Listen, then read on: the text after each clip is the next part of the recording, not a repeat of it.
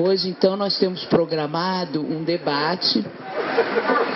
O título é Conceitos Centrais, Carreira Docente e Projeto de Universidade. E quem vai conversar aqui conosco vai ser o nosso colega Roberto Ler, da Faculdade de Educação, e a nossa colega Maria Malta, do Instituto de Economia.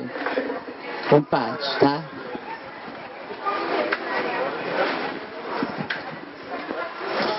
Desejar muito bom dia a todas e todos. Estamos muito felizes de podermos fazer uma reflexão hoje de um tema tão fundamental como o tema da carreira docente.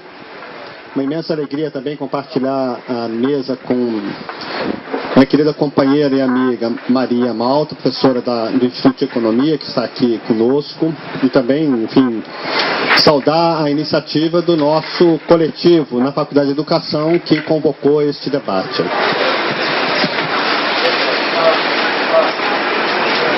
O debate sobre carreira docente é um debate necessariamente sobre a universidade.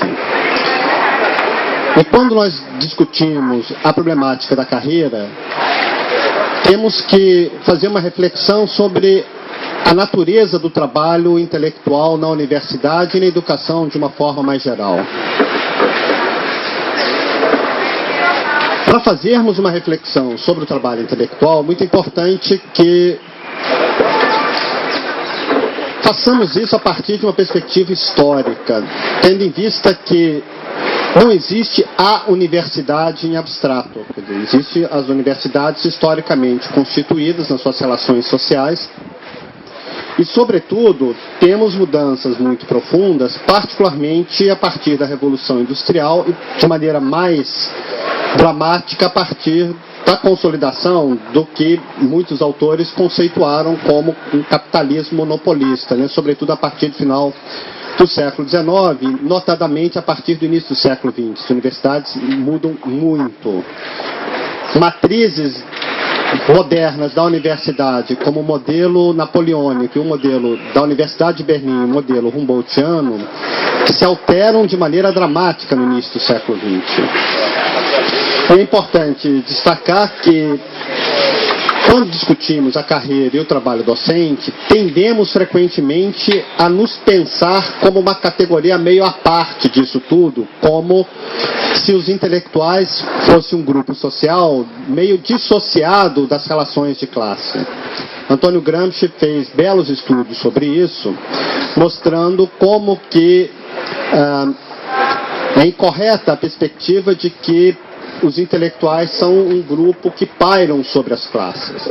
E vejam que isso não é uma questão distante do nosso cotidiano. Eu lembro que quando eu fiz concurso aqui para o UFRJ, em 1978, em 89 nós estávamos constituindo, né, reorganizando o trabalho na seção sindical, estava na diretoria, e aqui na Praia Vermelha surgiu uma proposta de criar uma nova DUFERJ, uma DUFERJ que fosse exclusivamente da Praia Vermelha. E a proposta que fundamentava isso era basicamente que teríamos que fazer uma associação de intelectuais, de professores universitários, desvinculadas da questão sindical. O argumento fundamental era justamente que professores na condição de intelectuais não são trabalhadores. O fato dessa proposta ser encaminhada por um professor que era herdeiro do grupo de Malha Zering, que claro que não tem nenhuma relação com a perspectiva dele não se perceber como trabalhador. Mas, de toda forma, isso era um debate que se colocou aqui no final dos anos 80, início da década de 90. E é importante, portanto, que nós não percamos de vista esses nexos da carreira docente, do trabalho docente, com o mundo do trabalho de uma forma geral. Isso não quer dizer que o trabalho universitário não tenha particularidades, e essas particularidades não são secundárias. Elas são muitíssimo importantes para nós pensarmos a universidade e a nossa condição, enfim, seja na condição de professores ou de estudantes, de construtores da universidade, pensarmos essas particularidades. Um primeiro ponto que eu destacaria em relação a essas particularidades é de que o fazer acadêmico exige um percurso de formação dos professores, e pensando mais no momento mais recente da história da universidade brasileira, um percurso que, via de regra, é feito de maneira muito penosa pelos futuros professores. Estou me referindo particularmente a um processo de formação que é uma formação deliberada, que em geral envolve, quando o estudante está na graduação, a iniciação científica, posteriormente a dissertação de mestrado, o mestrado, quase sempre feito em condições muito difíceis, tendo em vista que o número de bolsas no Brasil ainda é muito baixo, situação que torna-se muito mais adversa no doutorado, quando também grande parte dos estudantes são trabalhadores, ou seja, fazem a sua tese ao mesmo tempo que estão ou trabalhando em condições muito ásperas nas instituições privadas, ou na rede pública de educação básica, ou em outras formas de trabalho precário, como bolsistas e trabalhadores precários em projetos, mas que envolve uma carga de trabalho muito difícil. Mesmo aqueles que têm bolsa vivem em condições muito adversas, tendo em vista que a bolsa tem um valor muito modesto, Então, tudo isso é feito com o esforço pessoal do futuro professor. E ao ingressar na universidade, é necessário uma série de aprendizados que são também muito sutis e muito complexos, tanto na parte do ensino, o que vem a ser organizar uma disciplina, pensar o currículo, pensar a bibliografia que vai ser utilizada, aprender a se relacionar com os estudantes, em suma, tem todo um longo aprendizado sobre como organizar a docência, mas também um longo aprendizado da vida institucional da universidade. E é um aprendizado também muito complexo e muitas vezes áspero, O que vem a ser um departamento, o trabalho em departamento, as congregações, em suma, a vida institucional da universidade, e também processos de aprendizado da pesquisa, sobre o processo de desenvolver pesquisa num ambiente mais institucionalizado, não é mais uma dissertação ou uma tese, mas são projetos que envolvem trabalho coletivo, envolve trabalho de formação, em suma, o próprio trabalho de formação de novos pesquisadores é um trabalho sumamente complexo, quer dizer, que também exige aprendizados de trabalho coletivo, de como fazer a orientação, de como lidar com o campo científico da sua área. Em suma, também temos aqui aprendizados que são difíceis e que necessariamente envolve uma dimensão temporal que sempre é dilatada. Quer dizer, aprendemos a orientar em grande parte a partir das nossas bancas, Quando trabalhamos com bancas, acompanhamos o trabalho de professores mais experientes nessas bancas. Em suma, tudo isso vai constituindo num aprendizado que é um aprendizado que não é linear e também não é um aprendizado que possa ser compreendido como algo cumulativo, como se fosse um contínuo. Há descontinuidades, há crises. Em suma, trata-se, portanto, de uma forma de viver e se apropriar do tempo. E é por isso que nos anos 50, quando se discutiu de maneira mais consistente a ideia de universidade no Brasil, projetos de universidade no Brasil, particularmente a partir da Sociedade Brasileira para o Progresso da Ciência, a partir de 48, a primeira grande reivindicação para que se constituíssem de fato universidades no Brasil foi a reivindicação da SPPC da dedicação exclusiva, que me parece aqui um ponto crucial do debate sobre a universidade. O professor universitário, para viver esses aprendizados e para conhecer essa instituição, para fazer as mediações específicas com os estudantes, com seus colegas, em suma, com os movimentos sociais, necessariamente tem que estar muito concentrados no seu trabalho, na sua vida universitária. E a concentração, na realidade, é uma concentração de estar direcionado a uma vida universitária. E esse direcionamento à vida universitária não pode estar disperso ou ser permanentemente disperso por demandas outras, de venda da força de trabalho. Quer dizer, então, a questão da profissionalização, entre aspas, da carreira docente, que ser professor universitário é a sua atividade laboral, sua atividade de trabalho, não foi algo pacífico na história da universidade brasileira, exigiu muita luta, muita mobilização nos anos 50, que passam pela constituição da CAPES, que passam pela presença de órgãos de fomento, em suma, pelas primeiras experiências, digamos, de uma universidade ou de instituições que estão organizadas em torno da pesquisa, né, como a Constituição do Instituto Tecnológico da Aeronáutica, a própria Constituição da USP um pouco antes. Em suma, são processos que colocaram na agenda da universidade a questão do trabalho docente como um trabalho profissionalizado, como um trabalho em que o professor tem, de fato, condições de viver intensamente a universidade, né? E me parece que, então, a reflexão sobre a dedicação exclusiva, ela está na base da nossa discussão sobre a carreira. O segundo problema crucial enfrentado na constituição da universidade pública brasileira, a partir da década de 50, foi a forma de ingresso. Temos que lembrar que nos anos 50, o modelo que vigia nas universidades brasileiras era o modelo das cátedras. E a cátedra, ela é uma situação, digamos, híbrida, em que o catedrático é ao mesmo tempo uma instância acadêmica e uma instância administrativa, ou seja, o catedrático define o que vem a ser aquela cadeira, os currículos, a forma de ensinar, etc., da sua cátedra, mas o catedrático também é uma instância administrativa porque é facultado ao catedrático escolher os seus colaboradores. Quem define quem seria contratado era o professor catedrático, que, portanto, escolhia os seus colaboradores. Se isso, de um lado, possibilitou, em alguns casos, a organização da ciência em áreas estratégicas com altíssima qualidade e de forma, digamos, muito fecunda para a universidade, pensemos aqui o caso muito conhecido nas ciências sociais da constituição da Cátedra de Sociologia na USP por Florestan Fernandes. De outra parte, também tivemos catedráticos que se valiam da condição da cátedra de forma profundamente anti-universitária e anti-acadêmica, ou seja, chamavam colaboradores que eram muito mais pessoas das suas relações políticas, pessoais, do que pelo mérito acadêmico.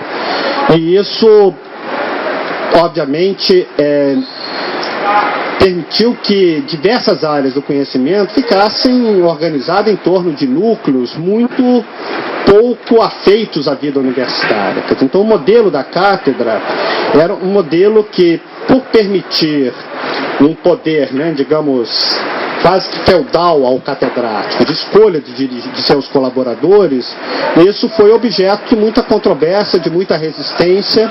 O próprio Florestan Fernandes reconhecia que a sua cátedra na USP era uma universidade dentro da universidade, ou seja, era de certa maneira um lugar muito específico, que não era o que acontecia em várias outras áreas.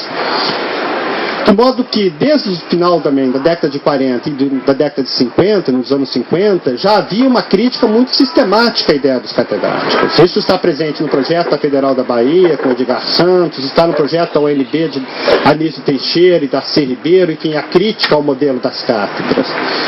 E quando o debate sobre a reforma universitária ganha fôlego e ganha densidade final dos anos 50, no início da década de 60, e sobretudo dentro do que ficou conhecido como, digamos, uma ideologia nacional desenvolvimentista, né, que de certa maneira orienta o projeto da UNB, neste contexto, os estudantes estão em mobilização pela reforma universitária, em suma, se discute os rumos da educação brasileira em torno do projeto de Lei de Diretrizes de Base da Educação.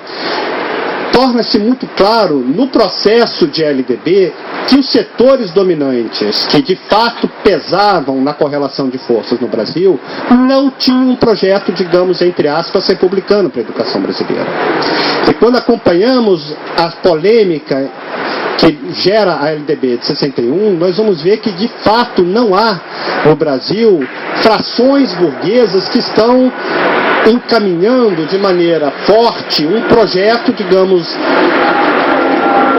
de desenvolvimento da educação, de feições republicanas, de fortalecimento da coisa pública, vinculado à ideia de um projeto autopropelido de nação. Quer dizer, embora todo o discurso do final dos anos 50, início da década de 60, estivesse muito voltado da reforma universitária para a ideia de um nacional desenvolvimentismo, a rigor o que nós temos é um profundo descompasso entre esta perspectiva para a universidade e o que está acontecendo no mundo das relações sociais mais profundas no Brasil. O golpe civil-militar de 64 confirma de maneira muito categórica que o projeto para a universidade era outro, e a perspectiva de educação pública no Brasil era outra. Não só a derrota da LDB de 61, mas como há uma derrota profunda de toda a perspectiva de reforma universitária que estava florescendo no início da década de 60. O que nós temos de importante, a meu ver, a partir do golpe civil-militar? Fundamentalmente, o golpe civil-militar altera a vida universitária de maneira mais sistemática, de maneira mais orgânica, de maneira mais institucional a partir de 68. Não que antes não estivesse acontecendo mudanças. A própria regulamentação da pós-graduação anterior, uma série de medidas estão sendo encaminhadas antes da reforma de 68, mas a reforma de 68 consolida uma perspectiva para a universidade, né? A contra-reforma consolida uma perspectiva para a universidade. E a partir de 68 nós temos duas grandes mudanças que impactam o trabalho dos professores. Primeiro, o fim do regime de cátedras. Obviamente, o fim do regime de cátedras, como eu já destaquei, era uma reivindicação antiga. No entanto, o fim do regime de cátedras não veio acompanhado da garantia do concurso público, ao contrário. Na realidade, o que nós verificamos a partir de 68 é a exigência de um atestado de bons antecedentes ideológicos que todos os concursados deveriam apresentar, todos os que quiseram fazer um concurso para a universidade deveriam apresentar, e que era fornecido pelo DOPS, a Delegacia de Ordem Política e Social.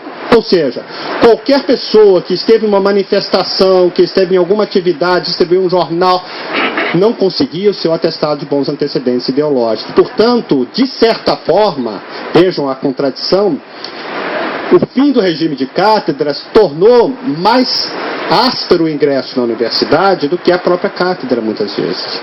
O catedrático não era um senhor feudal obscuro, né, e obtuso.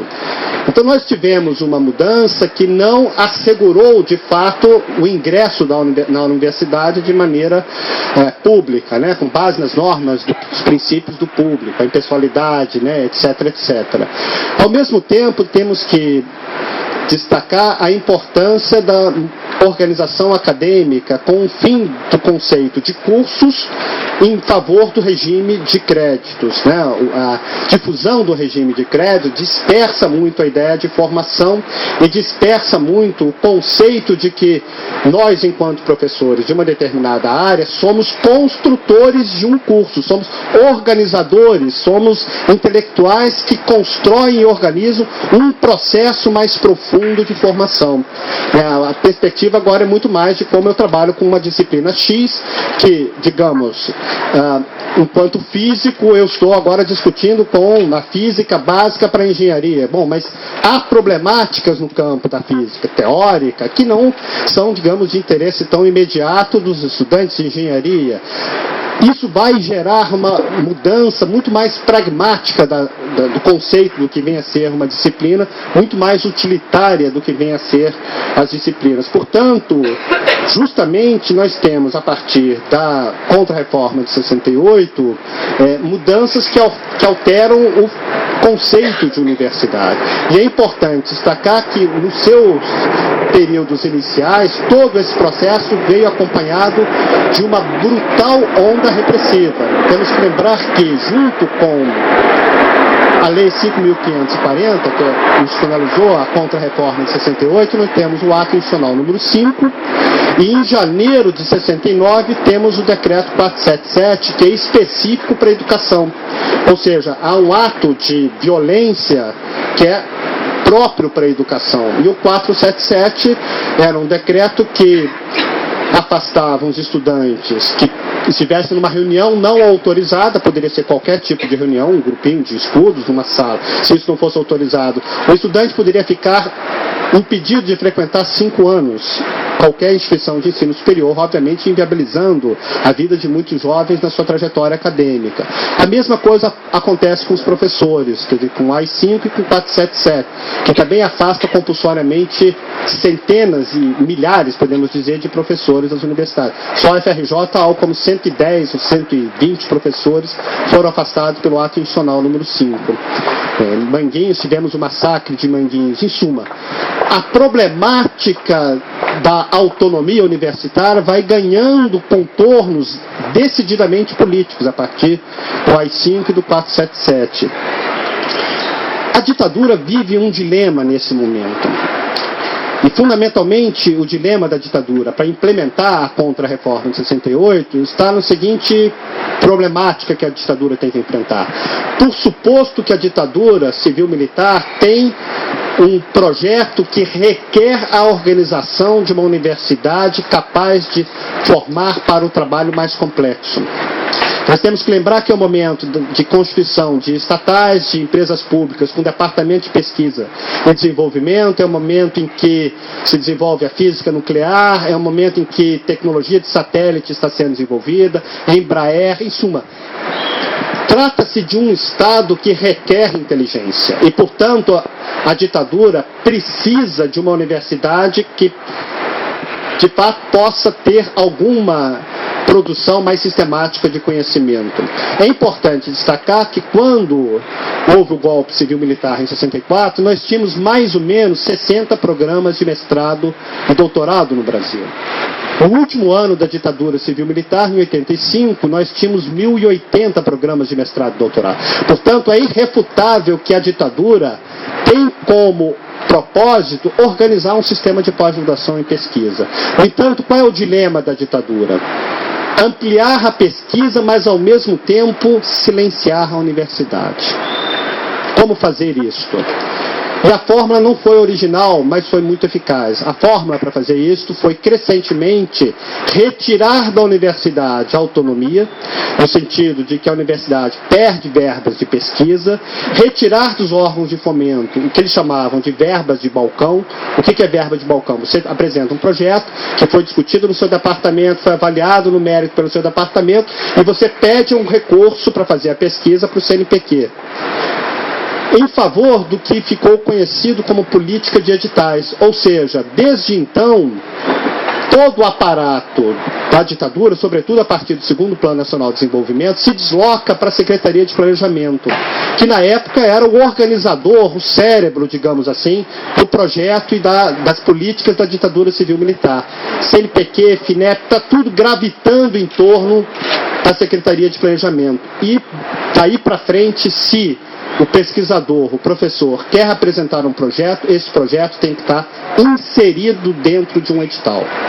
Óbvio que isso não retirou os elementos contraditórios, a crítica da universidade, mas é forçoso reconhecer que esta lógica de organização da pesquisa criou disposições, constrangimentos que foram limitando o grau de autonomia universitária e, sobretudo, a capacidade e a possibilidade de produzir linhas de investigação que fossem contraditórias ou que colidissem com os objetivos da chamada modernização conservadora da ditadura civil-militar.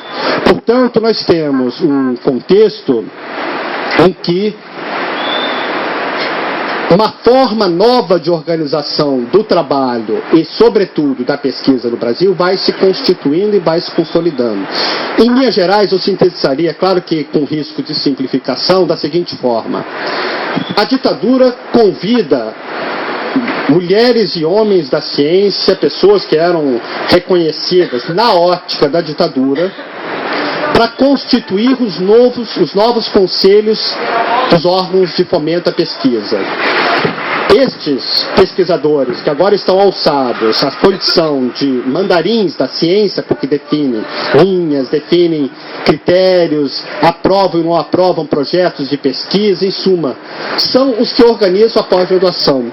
Organizando a pós-graduação, são os que vão fazer parte da direção das entidades acadêmicas, das diversas sociedades acadêmicas, e por sua vez vão ser sempre indicados para os comitês científicos, e por sua vez isso vai produzindo um circuito de relações de poder que foi brilhantemente estudada fora da realidade brasileira por Bourdieu, quando está estudando a formação do campo intelectual e do campo científico, que vai, de fato, criando critérios que não são necessariamente, digamos, em nome da ciência, em nome do conhecimento, em nome da autonomia universitária. Quer dizer, há relações de poder de novo tipo. E isto gera muita tensão interna na universidade. Setores da SBPC criticaram fortemente essa forma de concentração do poder, os órgãos de fomento, os editais, etc. Houve muita crítica sobre isso. Quando se cria o plano o PADCT, né, que é o Programa de Apoio e Desenvolvimento para Ciência e Tecnologia no Brasil, há muito questionamento da SBPC.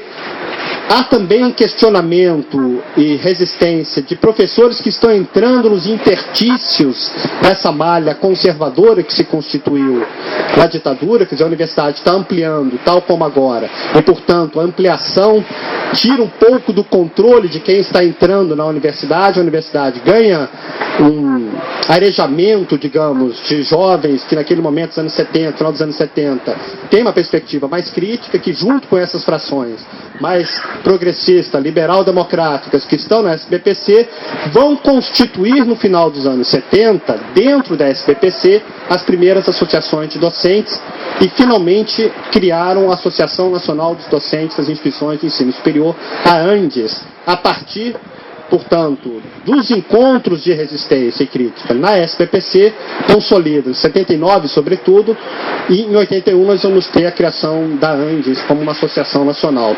Então é importante compreender que tudo isso vem dentro de um processo de resistência e de crítica ao modelo de modernização conservadora da ditadura.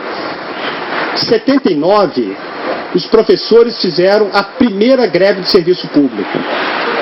Vejam, greve que está proibida ainda pelos resquícios da Lei de Segurança Nacional, greve que claramente passível de punição pela Lei de Segurança Nacional. Não tínhamos sindicatos no setor público, sindicatos estão proibidos nesse momento. No entanto, os professores fazem a primeira greve dentro da ditadura de serviço público. A primeira greve grande de serviço público na ditadura foi dos professores e foi a greve da ANDES.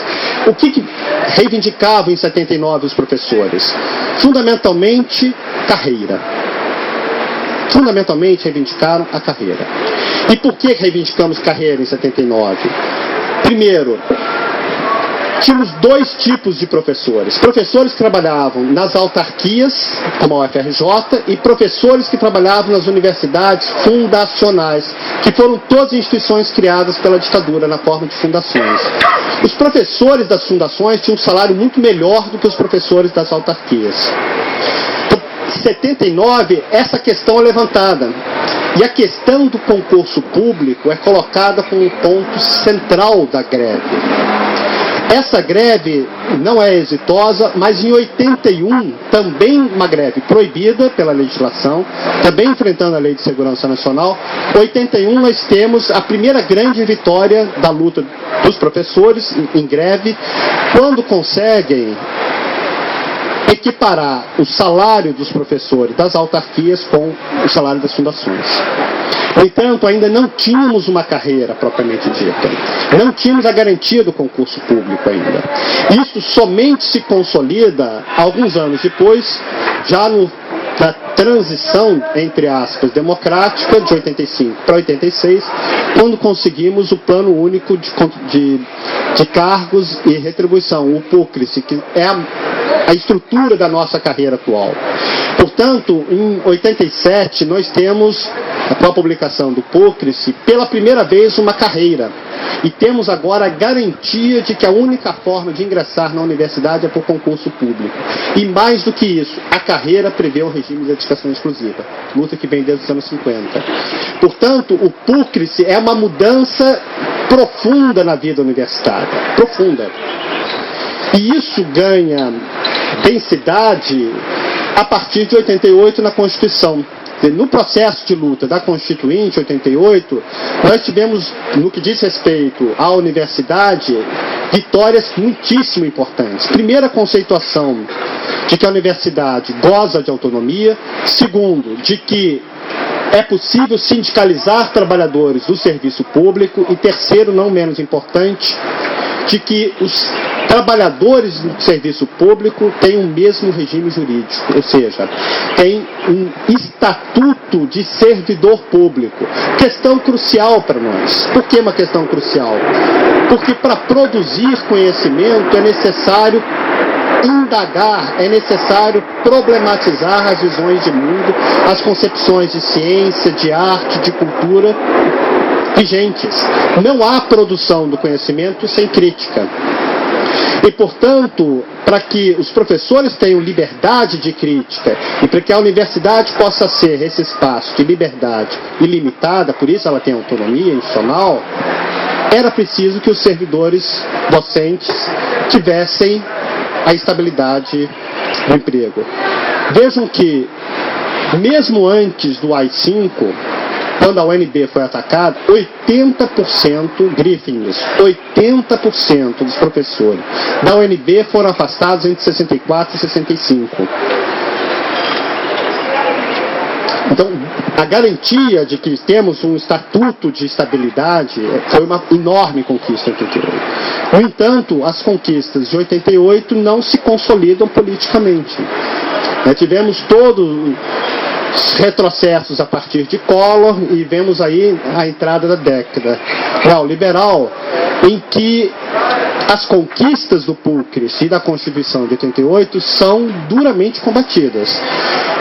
Não vou fazer um histórico muito detalhado disso, mas eu destaco um elemento fundamental em 96, 97, quando Cardoso tenta desconstitucionalizar a autonomia universitária.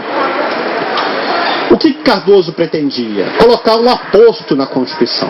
Na Constituição está escrito: as universidades gozam de autonomia didático-científica, administrativa e de gestão financeira e patrimonial. O que Cardoso tentou fazer? Colocar um aposto. As universidades gozam, vírgula, na forma da lei de autonomia. O que significava esse simples aposto? Deslocar a autonomia para a esfera infraconstitucional e, com isto, modificar a natureza institucional da universidade. Eles chegaram a fazer um projeto de lei do deputado Paulo Monhausen, que propunava duas questões. Primeiro, de que a ideia da indissociabilidade, ensino, pesquisa e extensão tinha que ser entendido como um recurso pedagógico, que na realidade a universidade deve só redescobrir o conhecimento como maneira didática de ensinar, porque a universidade brasileira não estaria inserida em circuito de produção do conhecimento. Ele dizia, na exposição de motivos, que tratávamos a questão da pesquisa, da sociabilidade, ensino e pesquisa, como um emocionalismo nacional. Era essa a expressão que ele utilizava. E segundo ponto importante da mudança constitucional, de que num prazo de 10 anos as universidades deveriam caminhar com seus próprios pés, deixar de receber fundos públicos. Portanto, a universidade deveria se autofinanciar. Era isto que estava em jogo. Tivemos um enfrentamento duríssimo contra essa PEC, um contexto de reivindicação salarial. O que prevalece com a enorme greve de 98? Prevalece duas questões. Primeiro, conseguimos bloquear a PEC 370, que desconstitucionalizava a vitória.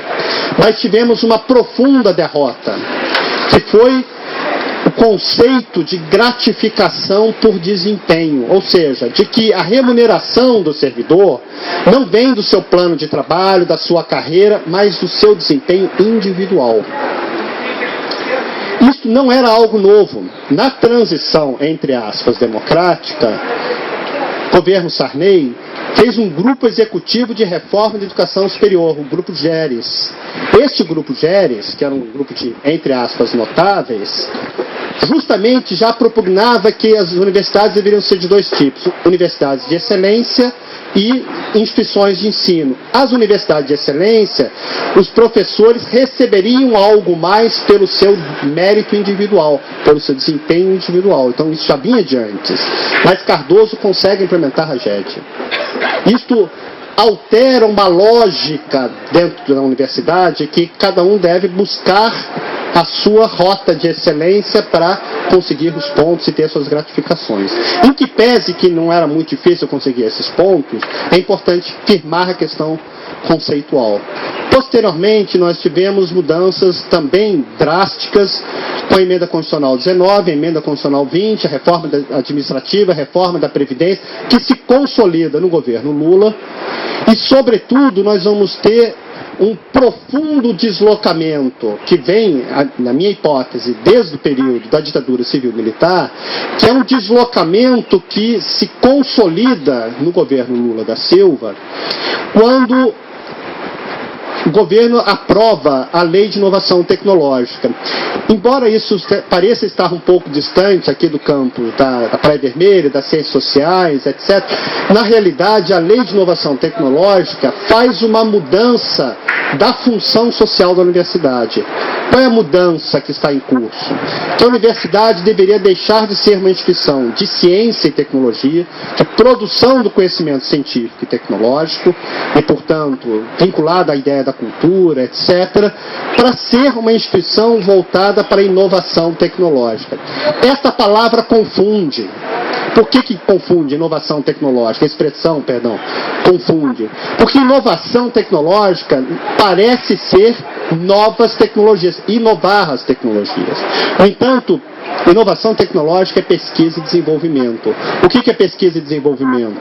São os processos que ocorrem diretamente em metabolismo do capital. Ou seja, são os processos que fazem com que este bonito celular da Maria seja, ao mesmo tempo, uma câmera, tem um gravador, em suma, tem uma filmadora, tudo tecnologia pré-existentes, mas que foram reorganizadas, foram miniaturizadas, em suma, e agora são, enfim, faz um artefato que é objeto do desejo do consumidor. Ou seja, os consumidores desejam ter isso, por isso é feito em empresas. E aqui temos um novo paradoxo no século XXI. Qual é o paradoxo? Em nenhuma parte do mundo a inovação tecnológica, pesquisa e desenvolvimento ocorre fundamentalmente nas universidades. Há um estudo de um professor da Universidade da Pensilvânia, chamado Mansfield, que ele mostra que de cada 10 inovações tecnológicas nos Estados Unidos e mesmo no G7, 9 nasceram inteiramente dentro das empresas. Então, por que no Brasil as estratégias principais de financiamento são a inovação tecnológica? Por que a universidade deve ter como função a inovação tecnológica? Se examinarmos a lógica da carreira que nós estamos enfrentando nessa greve, que é a proposta do governo, nós vamos ver que a estrutura da carreira é toda voltada para esta lógica da inovação. Ou seja, o professor deve se converter num empreiteiro intelectual, ou usando a expressão de duas autoras estadunidenses, Lotter e Leslie, de capitalismo acadêmico, ou seja, o ethos acadêmico deve ser do empreendedorismo, captar recursos, gerenciar grandes projetos. O que está subjacente a isso? Eu concluo dizendo o seguinte: o que está subjacente a isso, na minha hipótese de trabalho, é que rigorosamente o que se pretende com a universidade é que ela venda serviços. Ela preste serviços de diversos tipos. Podem ser serviços mais sofisticados, menos sofisticados, dependendo da área, em suma, mais serviços. As empresas no Brasil não fazem inovação tecnológica. No Brasil, de cada 10 doutores, 9 são contratados pelo serviço público e, basicamente, pelo sistema universitário. Ou seja, nós não temos no Brasil um setor produtivo organizado com grandes departamentos de pesquisa e desenvolvimento. Isto complexidade das cadeias produtivas, essencialmente não é feito aqui. Nós temos cada vez mais montadoras, e não processos industriais mais sofisticados, com cadeias produtivas mais sofisticadas. Em suma, há, portanto, uma refuncionalização da universidade, que é a universidade operacional, usando a expressão da Marilena Chauí, ou a universidade de serviços. E essa universidade de serviços refuncionaliza a graduação, refuncionaliza a pós-graduação. E é por isso que nós estamos hoje discutindo o processo de Bolonha. O que é o processo de Bolonha? Fatiar a graduação em duas etapas. Uma primeira etapa mais massificada, com, digamos, uma formação geral bastante genérica e uma formação profissional bem instrumental para poucos. E a pós-graduação, com os mestrados profissionais, não alteram isso. Portanto, estamos diante de um embate por concepções de universidade, e é isso que a Maria agora vai mostrar com a reflexão específica de que carreira estamos reivindicando, que carreira o governo pretende utilizar e, se possível, fazendo algumas pontuações sobre a carreira de ciência e tecnologia.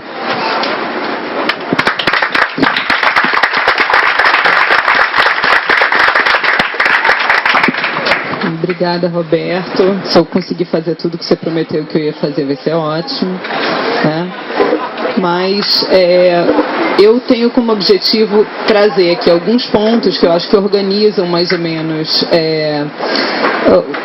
a nossa cabeça para o entendimento do que são as carreiras vigentes e as carreiras propostas pelo Andes, e a proposta que o governo tinha colocado lá em 2010 e que é a última que a gente tem do ponto de vista concreto para poder avaliar, que são as propostas efetivamente existentes no sentido de estarem apresentadas em algum documento, né?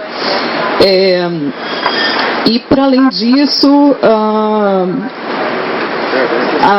o que eu gostaria de fazer era, tendo apresentado esses conceitos, ouvir um pouco de vocês quais são as dúvidas, quais são as questões, e a gente criar um conhecimento aqui coletivo sobre a carreira a partir do debate. Não pretendo aqui fazer uma grande explanação desses documentos, até porque eles têm um aspecto chatíssimo, assim, né, que é o aspecto jurídico dos detalhes, e o que nos interessa, acho eu, é pensar aqui o que é essa concepção de carreira. Qualquer concepção de carreira tem que ter como ponto de partida o entendimento de qual é a atividade que se realiza, né? E a atividade que nós realizamos na universidade é uma atividade que tem um grau de multifacetamento que não está claro, e eu acho que isso é muito importante para a população em geral, né? A menos quem é mesmo professor universitário, está envolvido com as atividades na universidade, seja no ensino superior, seja no ensino básico, técnico e tecnológico, né,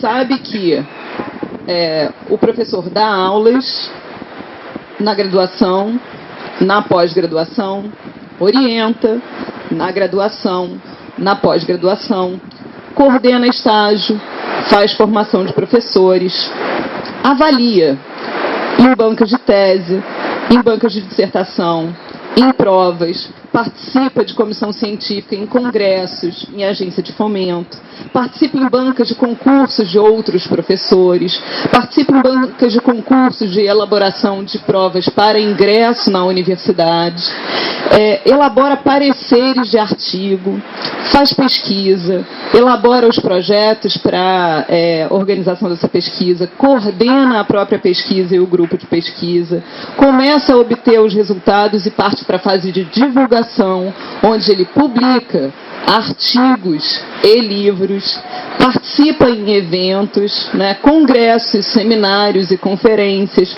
organiza eventos, gera produtos a partir da sua pesquisa, que, considerando que a essência da universidade deveria estar voltada para a pesquisa básica, ele partilha socialmente de métodos, de conceitos e de alguns princípios ativos básicos que podem gerar produtos depois, né?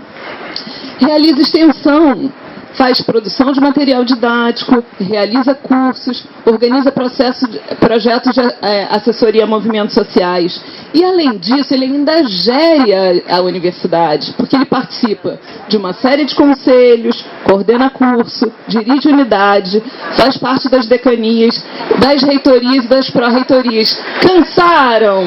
Cansaram? Não é uma coisa, gente? Então, na hora que a gente faz a lista, não é? Dá uma vontade assim de, ai meu Deus do céu, por que eu não ganho mais, né? Por que eu não tenho uma carreira que de fato reflita essa complexidade? A gente pensou em fazer uma faixa com todas as tarefas que o professor universitário faz, só que não cabia na faixa, o negócio ia ficar enorme. A gente fez uma oficina aqui, onde a gente discutiu o que deveria aparecer nas faixas e tal, e uma das coisas era isso, eu não cabia na faixa, a gente ia precisar de uma faixa enorme, talvez valha a pena fazer uma faixa, botar aqui na grade toda da Praia Vermelha, no fundão, não é? Então,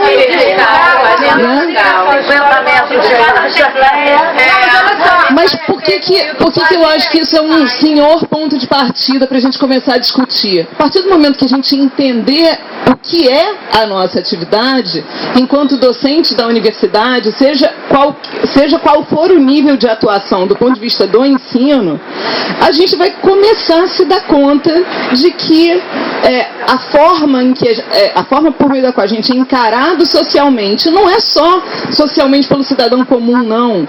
É pelos funcionários públicos que elaboram os projetos de carreira. Eles olham para nós como professores que dão aula em sala de aula.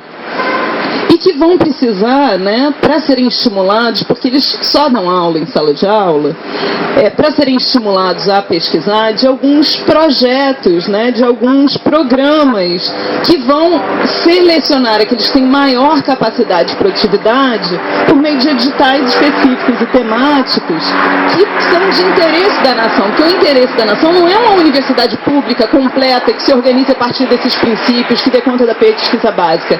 São os programinhas organizados por cada ministério com fundos específicos para o desenvolvimento da pesquisa. É uma outra lógica de entendimento do que é a nossa atividade. Do nosso ponto de vista, pela nossa prática específica, a gente faz tudo isso aqui. Do ponto de vista de quem tem montado as nossas carreiras e feito apenses, que eu acho que é isso, né, no PUCRIS de 87, porque todas as legislações que a gente vai olhando são apenses ao PUCRIS, né? É uma lógica que quer o professor universitário em sala de aula, que só entende professor como um sujeito que dá aulas e só isso faz. Não consegue enxergar que por trás de uma aula na universidade tem que ter uma pesquisa, o ensino universitário não é um ensino, como o Roberto estava destacando, reprodutor de um conhecimento velho e antigo. É um ensino que está baseado na produção frequente de renovação desse conhecimento junto com a renovação da sociedade. E isso depende de pesquisa, né? A gente não pode ignorar o caráter histórico de qualquer pesquisa, em qualquer área, não é só nas áreas das ciências humanas e sociais, mas todas as áreas, nas áreas biomédicas, nas áreas tecnológicas, eu odeio chamar áreas duras e áreas moles, até porque acho que nós somos muito mais duros do que eles. Então, duros do ponto de vista, né, da não maleabilidade, também da grana, né? Da não maleabilidade a essa lógica da produtividade dos programas, né? O que acho que vale a pena destacar? Tomando como ponto de partida essa legislação do PUCRIS, que organizou a nossa carreira, várias pequenas modificações foram sendo feitas exatamente no sentido de ir retirando o caráter do entendimento da nossa atividade, como essa atividade complexa, que pelo grau de diversidade de atividades só pode ser realizada coletivamente no âmbito de uma universidade pública, no âmbito do entendimento de que o que eu produzo, ou o que eu realizo como atividade de sala de aula, o que eu realizo como pesquisa, o que eu realizo como extensão, é resultado também da pesquisa do Roberto, também da pesquisa da Cristina, Carolina, da Anitta e de tantos outros colegas que estão aqui, porque a gente troca e os nossos estudantes transitam, certo? E nesse sentido, o entendimento do saber universitário como algo que é produzido coletivamente por todos os pontos da universidade e que todos eles se influenciam, só pode ter por trás de si uma carreira que valorize a evolução e a avaliação desse profissional dentro de um projeto coletivo de universidade. A proposta do Andes traz esse aspecto. Ela reconhece essa diversidade das atividades, entende que não há por que hierarquizar nenhuma delas como principal, entende que alguns professores vão se dedicar a uma parte delas de maneira mais intensiva do que a outras, entende que todos eles vão realizar todas as atividades e vão estar envolvidos com atividades desta natureza, dessas várias naturezas dos seus colegas, né? E nesse sentido, a análise da progressão funcional dentro da proposta de carreira do Andes parte do princípio de que é necessária uma estabilidade na carreira para que você, a cada avaliação, possa progredir num patamar semelhante, você não tenha grandes saltos, né, quando você passa de uma categoria para outra, do ponto de vista da remuneração nesse caso, né, e do ponto de vista do reconhecimento social, porque se a gente vive no capitalismo, a gente sabe que o reconhecimento social está bastante vinculado à forma de remuneração, né, da atividade. Então, tendo isso como ponto de partida, o Andes organiza a matriz salarial dele partindo do seguinte princípio: todos nós somos professores federais. Não há nada que nos diferencie, todos nós realizamos e estamos comprometidos com esse rol de atividades. O que nos diferenciará é a nossa prática de acordo com o projeto coletivo definido na nossa universidade. Se a gente está envolvido com um projeto coletivo e executa as tarefas que são pressupostos da atividade docente, a cada 2 anos seremos avaliados pelos nossos próprios colegas, né? De acordo com a adesão a esse projeto, a execução das atividades e subiremos os níveis na carreira que são propostos em número de 13. São 13 níveis, todos nós entraríamos pelo nível inicial, e o nível inicial corresponde a uma remuneração que é composta por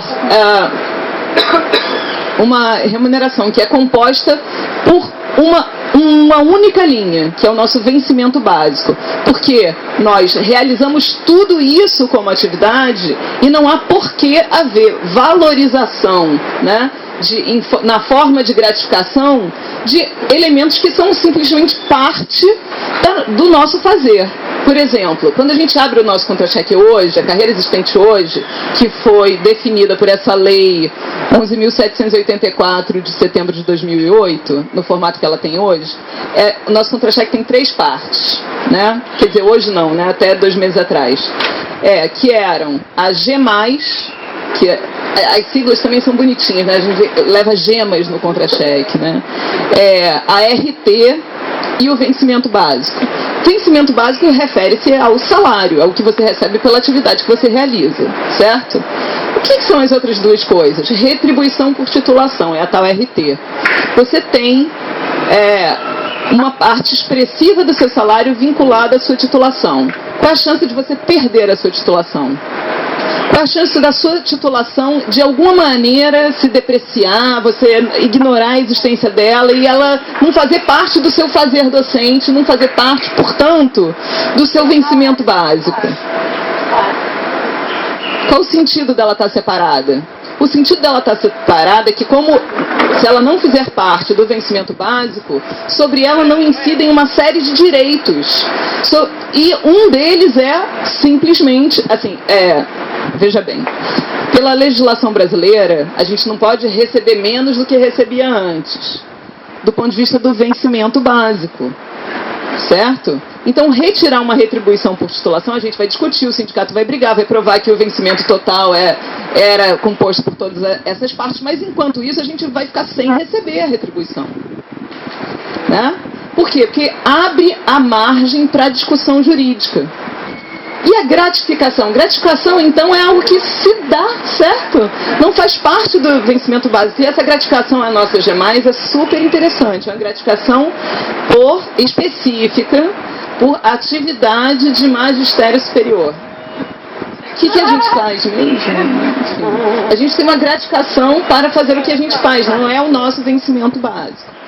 O que se conseguiu no último acordo emergencial, né? Por causa desse projeto do Andes, da linha única no contra-cheque, se conseguiu a incorporação desse G+, ao vencimento básico. Tá? A retribuição por titulação, eles não cederam ainda como algo que pudesse ser incorporado ao vencimento básico. Por que isso é importante? Né? Por que essa luta por uma linha no contra-cheque é importante? Pelo seguinte, quando você tem essa concepção de que o fazer tem essa complexidade, que é um fazer coletivo, e que, portanto, ele deve ser remunerado por sua atividade completa, quando a gente vai negociar aumento, quando a gente vai negociar mudança de estrutura, a gente vai negociar sobre um vencimento básico, sobre uma única linha. Quando a gente vai negociar agora, eles dizem, olha, a gente vai dar 4%, mas só sobre a retribuição por titulação. A gente vai dar assim, um aumento fixo só sobre a G+, mesmo assim por categoria. E a gente tem que ficar na mesa dizendo, olha, o vencimento da gente é um vencimento composto das 3 partes. É sobre o vencimento total que a gente quer o aumento, que a gente quer a recomposição das perdas inflacionárias, que é o que normalmente a gente acaba tomando como ponto de partida, né? Então, essa é a essência desse ponto de partida analítico da proposta do Andes. Para além disso, dentro da proposta do Andes, há o reconhecimento da necessidade de você remunerar diferentemente cada grupo que tenha de professores que tem titulação diferente. Então, o professor que entra no nível 1 apenas com graduação vai ter um salário diferente do professor que entra no nível 1 com doutorado, né? É a mesma coisa com mestrado, com especialização e variações muito bem definidas. Qual o ponto de partida da montagem da matriz da carreira do Andes? O ponto de partida é tão simples quanto o salário mínimo constitucional calculado pelo DIEESE. Se pegar o que é definido como salário mínimo constitucional, qual o poder de compra a qual ele deve corresponder, tomando como referência o índice de custo de vida das 12 principais regiões metropolitanas, você tem um salário mínimo necessário de R$ 2.300 mais ou menos no momento atual. Esse seria o nosso menor salário, seria do professor com graduação, e aí vem um outro elemento importante, em regime de 20 horas. Porque há diferenciação também por regime de trabalho, 20 horas, 40 horas e 40 horas com dedicação exclusiva. A partir desse ponto de partida, a ideia é que se o professor não fizer formação nem mudar de regime de trabalho, ele vai permanecer ao longo do tempo na universidade e progredir, se sua avaliação corresponder ao projeto da universidade de 2 em 2 anos, né? Progredir de 2 em 2 anos mediante a apresentação dos seus resultados coletivos nas suas atividades, como a gente faz hoje, né? Com a comprovação disso, recebendo um aumento de 5% de maneira estável até o final da carreira no nível 13, tá? As outras variações têm a ver com titulação, que, se eu me lembro os valores direitinho, né? Não tem aqui nesse papel, mas assim, com titulação de graduação para especialização você tem um aumento de 7%, para aperfeiçoamento você tem 18%, para mestrado 35%, para doutorado 50% em relação ao piso. Né? E os regimes de trabalho do 20 para 40 horas é um aumento de 100% e do 20 para o dedicação exclusiva 210%. Quando que você define percentuais em relação ao piso, toda a negociação fica mais simples. Você não tem uma tabela remuneratória montada a cada vez e que se desvaloriza ao longo do tempo. Para economista isso é muito fácil de conceber. Né? Quando você tem uma tabela fixa e a inflação corre, como você não tem uma garantia da mudança em relação ao custo de vida, do ponto de partida da sua tabela remuneratória, o que isso vai implicar? Vai implicar que você tem perdas com a inflação e perdas em termos relativos às outras carreiras também, que isso é, aliás, a nossa história, né? Então, essa simplicidade da carreira proposta pelo Andes tem como objetivo reconhecer esse fazer docente coletivo e entendê-lo como algo que precisa ser remunerado adequadamente para que não sejamos vítimas, né, de programas de produtividade e de programas, né, e gratificações que nos obriguem a compor o nosso salário a partir de uma atuação específica na graduação, na pós-graduação, como ao sabor de cada governo. E, portanto, não mais um projeto de universidade, mas um projeto de cada governo em relação ao que ele compreende naquele momento como o papel do professor, desarticulando a possibilidade de um projeto de longo prazo da universidade. O que tem do outro lado, né? Esse é o projeto do Andes. Do outro lado tem o seguinte: quando a gente observa a evolução de todas essas leis, né, tem uma lei de 2006 que é 11.344, tem essa lei 11.784 de 2008, que são leis que fizeram pequenas alterações. A de 2006 introduziu o professor associado. Essa de 2008, ela incorporou a GED e transformou ela primeiro em retribuição temporária, em gratificação temporária, e depois transformou ela na G+, né, e definiu a nossa carreira como ela estava até 2 meses atrás. 1 mês atrás, né? Enfim. Todas essas leis, todas essas alterações, elas têm como objetivo principal criar pequenas hierarquias entre as atividades que existem dentro desse rol de atividades que o professor universitário tem. A própria gratificação por, GED era estímulo à docência, não é isso? Estímulo à docência, para ficar mais na sala de aula, já dava esse caráter. O que seria mais valorizado, portanto? Estar em sala de aula. Né? Então, estar em sala de aula para eles era uma coisa que naquele momento a gente conseguiu dizer, olha, estar em sala de aula não é uma coisa sem consequências, porque lá tem estudantes e eles vão precisar ser orientados depois. Pelo menos as orientações têm que ser contadas aí, né, como um elemento importante nessa pontuação. Era isso que contava na GED, orientação e sala de aula. Muito bem, isso significa valorizar esta atividade mais do que as outras. E não reconhecer, portanto, o quanto essas outras dimensões são fundamentais para você estar em sala de aula. E fazer um bom trabalho em sala de aula. Né? Depois você tem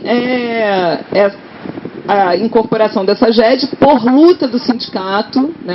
Foi uma luta do sindicato que conseguiu essa incorporação da GED. E o caminho que foi se fazendo nos anos 90 foi o de privilegiar, aí já não dentro da remuneração dos professores, mas via agências de fomento, né, pesquisas com determinados temas, com viés para inovação científica, né, inovação tecnológica, como o Roberto estava falando, olhando mais para pesquisa e desenvolvimento e não para pesquisa básica, com esses editais específicos e o estímulo de criação de programas de pós-graduação que tivessem viés para nessa direção mais profissionalizante, vamos dizer assim. Né? Então você vai criando uma repartição e uma hierarquização distorcida entre os professores, na medida em que você coloca uma valorização. Para entrar nesses programas, você tem que ter atuação na pós-graduação. Então, o professor de pós-graduação, para receber esse a mais, essas bolsinhas a mais, programas de bolsinhas, né? Coisa feia falando isso. Esses programas de produtividade, para receber isso, você tem que estar na pós-graduação. E isso significa valorizar mais a atividade pós-graduação do que a atividade de graduação, certo? E imaginem, então, os professores do CAP, que formam a maior parte dos professores que vão dar aula em todo o ensino médio pelo Brasil e todo o ensino básico pelo Brasil, que não tem essa possibilidade de ter uma pós-graduação, porque o CAP não tem pós-graduação. Então, esses professores vão ficar vítimas, né, da possibilidade de ter suas pesquisas financiadas, se por acaso algum dia alguém achar que tem que ter um programa, para vocês poderem fazer programa também, né, que é importante fazer programa para complementar o salário. Vamos, que bonito. Então, é isso que a gente está montando para nós. Nesse sentido, tem uma coisa muito interessante na proposta do governo. Como tem essa hierarquização diferenciada, a atividade de extensão eles nem consideram que seja uma atividade de professor. Se eles forem, isso daqui é uma publicação que a do FERJ fez em fevereiro do ano passado, né, em fevereiro de 2011, se eu não me engano, é isso, 4 de fevereiro de 2011, que tem a apresentação do projeto de lei que o governo trouxe em dezembro de 2010, que é a última coisa que o governo, de fato, trouxe e depois retirou para negociar com a gente, né? Esse projeto, ele tem coisas interessantes que revelam que essa análise que o Roberto fez, essa tendência que a gente vai percebendo na montagem das leis, né, para valorizar, ou na montagem da política de estímulo à docência ou estímulo à pesquisa, tem sentido. Por que essas análises têm sentido? Porque elas reverberam nessa forma do projeto. E nessa forma do projeto tem algumas coisas interessantes, como, por exemplo, a criação dos professores, da classe do professor sênior, que eles dizem em todos os lugares que eles já abriram mão, mas na hora que aparecem as propostas, está lá o sênior de novo. Mas tudo bem, né? Mas eles dizem que abriram mão e é bom acreditar na palavra deles, né, Roberto? Você não acha? Acho que é importante. Funcionários públicos, a gente deve acreditar na palavra. Tem fé pública. Muito bem. E começa a definir elementos que vão caracterizar a possibilidade de você progredir. As classes de associado e de sênior não são classes acessíveis por concurso público. A gente, no máximo, poderá adentrar como adjunto se doutor for. Que, como o Roberto estava contando, como a maior parte dos nossos concursos são para doutor, né, na verdade, não existe de fato aquele professor, a não ser um muito antigo, entrante, não existe aquele professor só com graduação, só com mestrado, são pouquíssimos, e a maior parte já entra com doutorado. E nesses 6 anos em que foi fazendo essa formação, se ele cumpriu todos os prazos da CAPES, né, 2 anos para o mestrado, 4 para o doutorado, nesse tempo ele ficou recebendo 1.200 durante 2 anos e 1.800 durante os outros 4, se tiver bolsa. Então, quer dizer, tem todo um compromisso, né, que é apenas individual com a formação dos quadros da universidade. A universidade já não mais assume a necessidade de ter uma formação de quadros interna, né? E aqui isso aparece um pouco. Inclusive no sentido de tentar, isso aconteceu na carreira do ensino básico tecnológico, achatar a última classe como uma classe única, né? Auxiliar só tem um nível e, enfim, se você não continuar se graduando, você vai ficar ali para sempre, não tem evolução possível para você dentro da carreira. Aqui tem questões para serem discutidas, mas não acho que sejam as mais importantes agora. Professor associado, ele para passar de adjunto para associado, tem um pequeno detalhezinho que diferencia das outras progressões, que é o seguinte: ele tem que ser aprovado em processo de avaliação de desempenho, de acordo com as diretrizes estabelecidas pelo Ministério da Educação, e entra aqui uma coisa interessante, que é o Ministério da Defesa também, e, respectivamente, os critérios aprovados pelo Conselho Superior da IFE. Além disso, ele tem que ter participado de programa de pós-graduação ou pesquisa nos últimos 2 anos. Então, o professor associado, ele é um professor de pós-graduação. Não há possibilidade de você se tornar professor associado se você definiu que a sua estratégia de atuação na carreira é uma atuação via graduação e extensão, em que as suas publicações são publicações resultados da sua pesquisa que foca esses elementos, e não a pós-graduação. É possível ser um excelente professor e ter uma excelente pesquisa apenas com trabalho de graduação e extensão? A gente tem casos aqui no Instituto de Economia. Um dos melhores trabalhos sobre a indústria canavieira e a situação dos trabalhadores na indústria canavieira, há muitos anos que dá assessoria aos movimentos sociais, que é do Novais, é feito por um professor que não tem atuação na pós-graduação. Porque não tem interesse de atuar na pós-graduação, porque o objeto de pesquisa dele não é um objeto da pós-graduação, é um objeto da extensão. E o trabalho dele é lindo. Além disso, ele tem a dimensão de divulgar para fora da universidade, que ele faz filmes com os trabalhos, né? Faz documentários com os trabalhos. E esse trabalho não é reconhecido, porque não dá pontinho na CAPES, não está na pós-graduação, e esse professor jamais se tornaria associado. Apesar de ter um trabalho lindo, envolver estudantes, mudar a sociedade, ele jamais seria professor associado.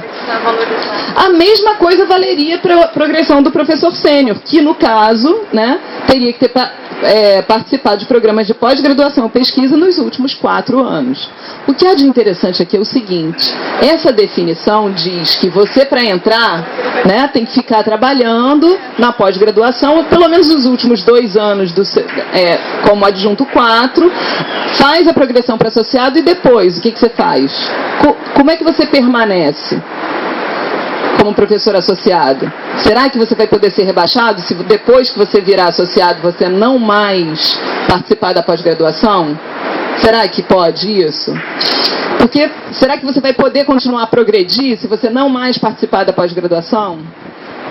Então, isso são coisas que, na hora que você faz a análise jurídica do projeto, você vê que tem dimensões aqui que podem ser utilizadas de uma maneira cada vez mais produtivista, mais perversa contra nós mesmos. Né? Pode, está em aberto, não está definido. Né? E isso é um elemento que o direito do trabalho sempre traz, que as pessoas muitas vezes a gente não se dá conta de que o que está em aberto, por não estar definido, é exatamente a janela onde a perversidade, a perversão, sei lá o que, pode entrar. Agora tem uma coisa que é mais legal nesse projeto, e que eu acho que os nossos professores menos duros não vão gostar tanto, que é o seguinte: tem a incorporação de um elemento que chama retribuição por projetos institucionais de pesquisa e extensão. Você não mais vai poder receber nenhum, porque redefine a dedicação exclusiva, nenhum centavo de pesquisa que não seja pela conta única da União. E esse dinheiro vai entrar na sua conta até um determinado limite, né, na sua remuneração, por meio dessa retribuição por titulação. E qual é o limite? O limite não é R$100 mil, o limite não é R$50 mil, o limite é o teto da remuneração dos servidores públicos. E para quem, se por acaso você conseguir mais recursos do que isso, como é que você vai recebê-los? Não vai recebê-los, né? Aqui tem um aspecto interessante, que e aí também a não definição é que torna essa ideia um problema maior, que é o seguinte: se você pensar que esses recursos poderiam ser distribuídos na universidade para outras atividades que não conseguem recursos, seria super interessante, mas isso não está previsto. Mas se você pensar que isso é uma forma de você pegar uma parte dos recursos conseguidos pelas pesquisas na universidade e transferir para fazer superávit primário, também é uma possibilidade, porque não está definido, né? Também é interessante para um governo que tem metas, né, fiscais bem definidas. Então você tem toda uma estruturação de um projeto de carreira aqui nesse documento, que é o último que tem alguma forma escrita, né, pelo governo, O resto foram tudo palavras ao vento, e a gente já descobriu que quando alguém morre, né, a memória se perde, mesmo que as reuniões estejam gravadas e outras pessoas façam parte das reuniões.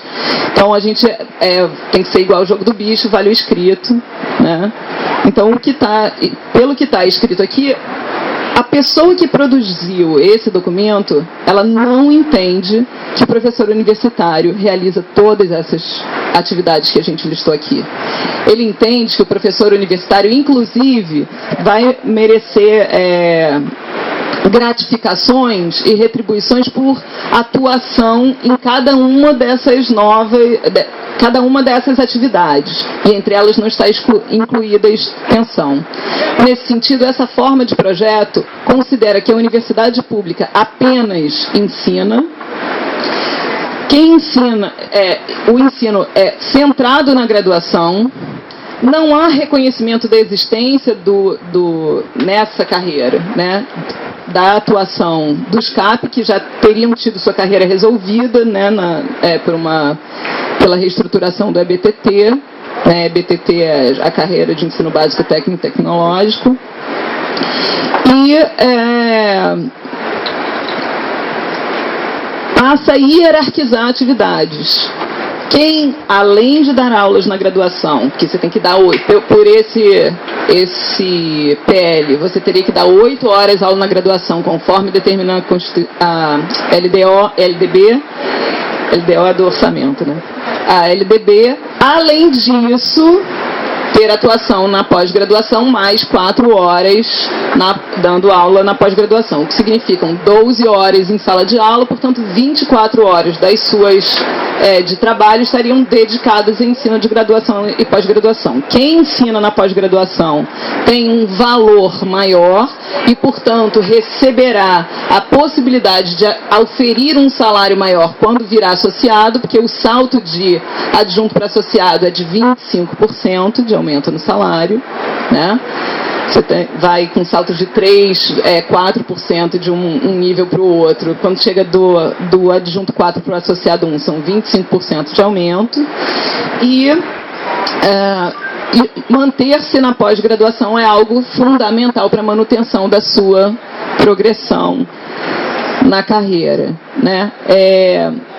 Essa estratégia foi a estratégia já utilizada em 2006, com a introdução da categoria de professor associado, que é uma estratégia muito interessante. Isso eu tenho que reconhecer que é o tipo de perversão que só economistas são capazes. Você faz uma proposta, diz o seguinte: olha, todos vocês terão um aumento de 25%, né? A partir do momento que vocês subirem para associado. Então, eu vou botar mais 4 classes, vocês vão ter a possibilidade de progredir na carreira, e basta que vocês subam para associado, né? Aí você dá esse aumento, sai no jornal, professores recebem 25% de aumento, e sabe quantos professores recebem de fato 25% de aumento? 0, porque não existe nenhum professor associado, não existia na época. Então, se deu aumento de 25% para ninguém, é perfeito, impacto orçamentário 0. Essa é a proposta do sênior, você dá aumento para ninguém também, pessoas que não existem. O primeiro impacto orçamentário vai ocorrer só 2 anos depois, quando finalmente o cara passou 2 anos na pós-graduação e tal, e pode sair de associado para sênior, ou de adjunto para associado. Então é perfeito, você fica bem na fita, deu aumento de 25%, não tem nenhum impacto orçamentário, o primeiro pequeno impacto orçamentário vai ocorrer 2 anos depois. É lindo. Entendeu? É lindo, né? Assim, mais perverso do que isso seria impossível. Então,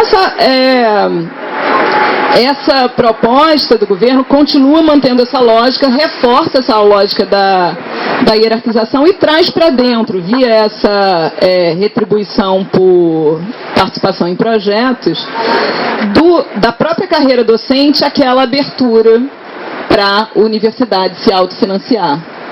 Porque, afinal, se o seu salário não é bom, é porque você não conseguiu o projeto e você não está beneficiando a universidade, você não está trazendo recursos para a universidade. Aliás, é culpa sua individual, isso não tem nada a ver com o projeto da universidade. Se você notar, é a forma de transferir completamente para o indivíduo a responsabilidade pela própria existência da universidade pública. Então, quando a gente olha para um projeto de carreira, a gente não pode esquecer esses dois elementos fundamentais. Por trás dele tem uma concepção do que é o trabalho docente e uma concepção do que é a universidade. Se essas duas coisas não estiverem saltando aos olhos, faça um esforço e procure, porque está sempre aqui. Tem uma lógica por trás de cada carreira. Tem uma lógica por trás de cada proposta. E não é olhando os números, qual é o valor do saláriozinho na tabela que você vai descobrir essa lógica. É exatamente o valor e a tabela que escondem a lógica, né? O diabo está nas cifras. As cifras escondem a lógica. Você olha aquela... 22 mil é tudo que eu quero, não é? Só preciso trabalhar. Aí você pensa um pouquinho, 36 anos para chegar a 22 mil. Ué, mas eu não me aposento com 35 anos de trabalho. Então você fica, né? Quando a gente começa a pensar sobre as cifras e abrir para o que é o projeto, que a gente entende. Por último, a última coisa que eu queria falar era o seguinte. Quando eu fiz com o Zé Miguel um estudo sobre a evolução da remuneração total nossa em relação a janeiro de 99, depois da implementação da GED, né? E como é que evoluiu o nosso salário desde então. Não é por acaso que nós, adjuntos e assistentes, né, os professores que de fato existem em número razoável na universidade, são os mestres e doutores, tivemos perdas salariais em torno de 15% em relação a esse período, em termos reais, né? A gente teve perda absoluta de salário. A gente está aqui sentado trabalhando, trabalhando. Passaram-se todos esses anos e a gente perdeu 15%. Né? Já os titulares e essa nova classe, né, que aparece no meio do caminho, aparece em 2006, do professor associado, tem ganho real. Olha a perversão. Isso é que divide a nossa carreira. Nós, professores, adjuntos e assistentes, temos perda. E os nossos colegas que fazem exatamente a mesma coisa que nós, tiveram ganhos salariais.